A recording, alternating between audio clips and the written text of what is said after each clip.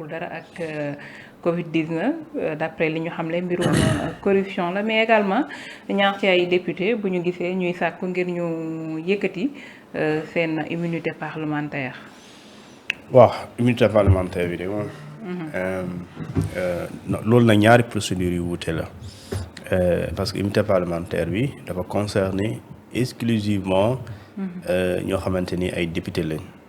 donc léegi nag par coïncidence nga nekk député à l'état actuel. mais par le passé nga nekkoon. ministre léegi foofu ñaari procédure la bu njëkk bi mooy parce que règlement intérieur ak constitution dafa accordel lii di député bi lu ñu tuddee immunité parlementaire. benn bi mooy l'immunité l'irresponsabilité parlementaire mooy député bi mën nga ko topp bon l'inviolabilité parlementaire plutôt mënuloo ko topp bu fekkente ni dafa mu ngi couvriru lu ñu tuddee son manteau n'est-ce pas de l'immunité de su boobaa pour nga mën ko topp léegi da ngay teggi loolu léegi pour nga teggi loolu il faut nga dem ñu votel ko et là c'est précis commission ad hoc et cetera léegi soo ko dindee aussi des na beneen tey Ismaïla Madior Fall dox par lui mais les 5 ministres quatre yi je pense que ñoom ñoo nekk député Moustapha Diop député la soxna si aussi député la Ndeye Saly Dieng député la Ndeye Saly Dieng la première procédure ak ki ma la wax sànq mooy la procédure de levée de l'immunité parlementaire boo xam ne jotewul ak dara la résolution de mise en accusation maintenant la résolution de mise en accusation mënul jiitu li ñu tuddee la levée de l'immunité parlementaire parce que la résolution permet la poursuite mais l'immunité aussi dafay jël nit ki def ko à la disposition de la justice qui va décider du sort poursuite ou non léegi nag ñi nga xamante ni ñoom ñooy député yi ñu war a dindi seen malaanu kiiraay c'est aussi simple donc suba su ma juumulee war nañ tase pour mettre en place la commission ad hoc qui sera composée de 11 députés membres qui sont nommés et après ñoom aussi dinañu recevoir li nga xamante ni moom mooy les informations par rapport aux accusations yi nga xamante ne la ñuy ciblé contre ñooñu tax ñu war a dindi seen immunité ñoom ñuy voter en leur sein ci commission bi bu ñu paree aussi le président de la République excusez-moi le président de l'Assemblée nationale day fixé waat lu ñu tuddee la date de plénière pour que ñu voté waaw wala déet wala ñu abstenir su dee waaw ñu jël dossier bi président de l'Assemblée nationale def toutes les formalités envoyé ko comme ça ñu transféré ko fële ci haute cour de justice et haute cour de justice également reviendra bu fekkente ne dafa leen topp en tant qu'ancien ministre dafay ñëwaat encore demander à l'Assemblée avec une nouvelle procédure ne ko léegi il ne s'agit pas de lever une demande de levée de l'immunité parlementaire mais il s'agit également d'une résolution que vous devez voter à l'Assemblée nationale moo tax procédure yi dafay bëri day gudd député yi moom bu doon liggéeyoo jàppal ne am nañ liggéey.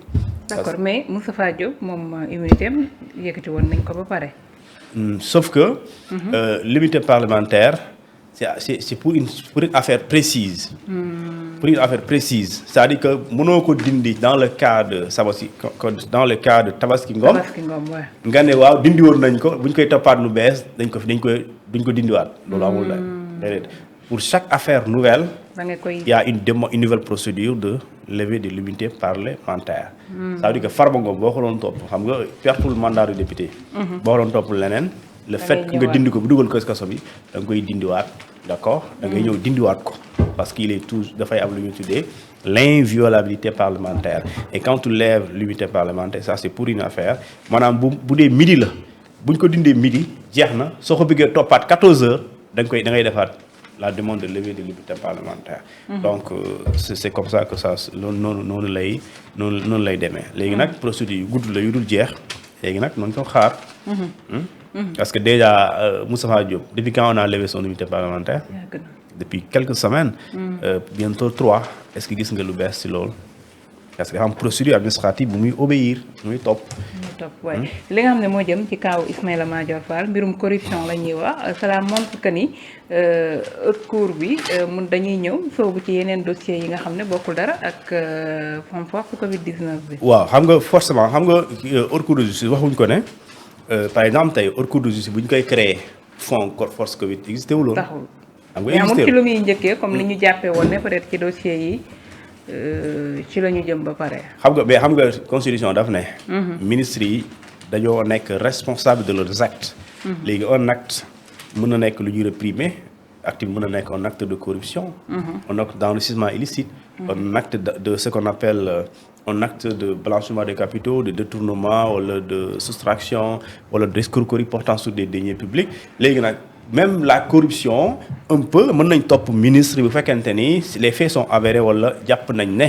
d'accord lu am la léegi loolu président rek la ñu wax ne par exemple yow président mën nañ ko topp waaye lenn rek lañ ko mën a toppee haute trahison.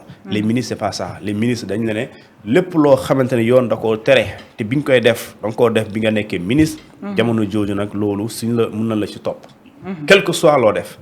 d'accord quel que soit loo def. léegi nag président la ñu wax ne déedéet du quel que soit loo def mais li nga def day tudd haute trahison léegi les ministres moom les premiers ministres quel que soit lu ñu def muy corruption muy blanchiment muy escroquerie muy soustraction muy enrichissement illicite lu mu mën a tudd d'accord bu dee c'est dans l'exercice de leur fonction de ministre dañ leen di topp pour loolu.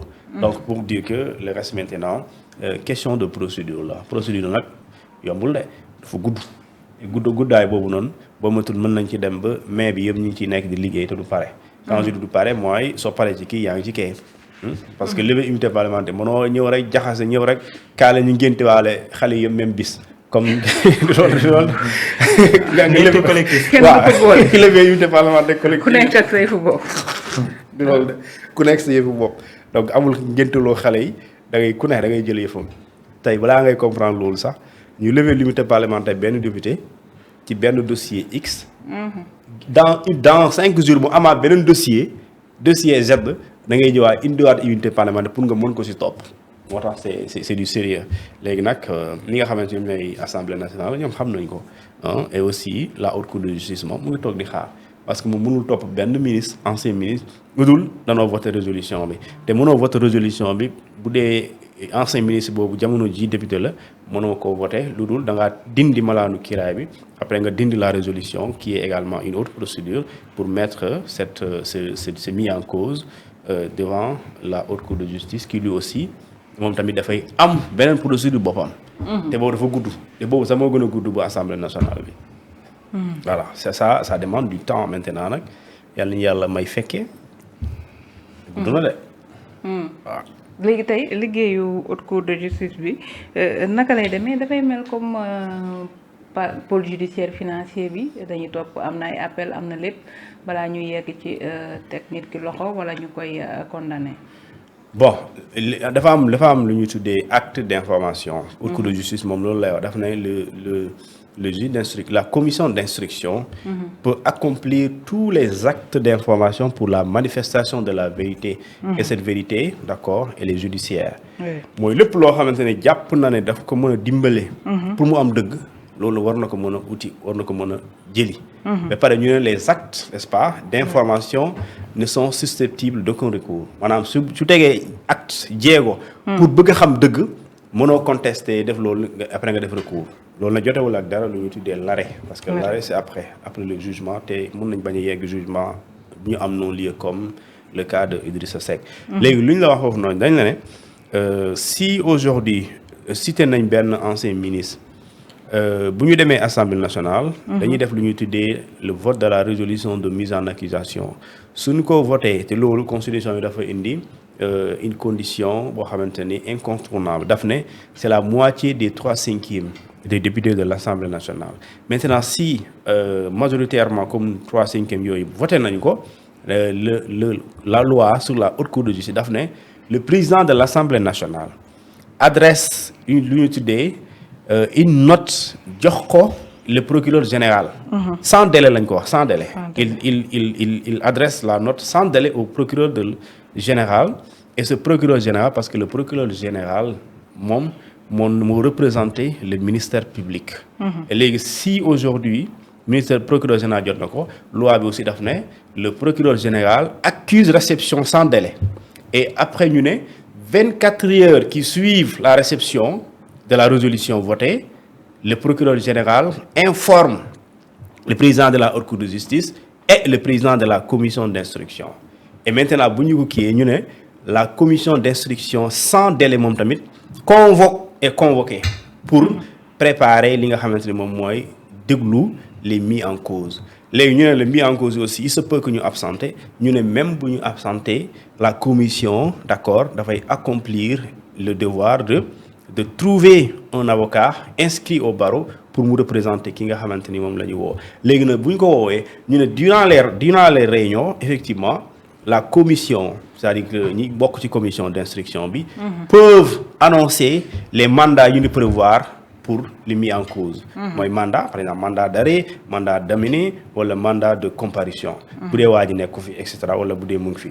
léegi nag après la suite ci la audition su amee ci ngay xam est-ce que kii ñu déglu est-ce qu'il a convaincu ou bien il n'a pas convaincu est-ce que am na possibilité de poursuite ou non léegi dans ce cas c'est comme ça. léegi nag tout le reste maintenant moo tax ma ne la c'est n'est qu'une question de procédure qui est à la limite longue mais boo xamante ni chaque étape tu es obligé de nga respecter ko. Maintenant on va voir après léegi nañ def ndànk rek ñu gën a bañ a gaaw plutôt la musique résolution levée de l'immunité parlementaire pour certains.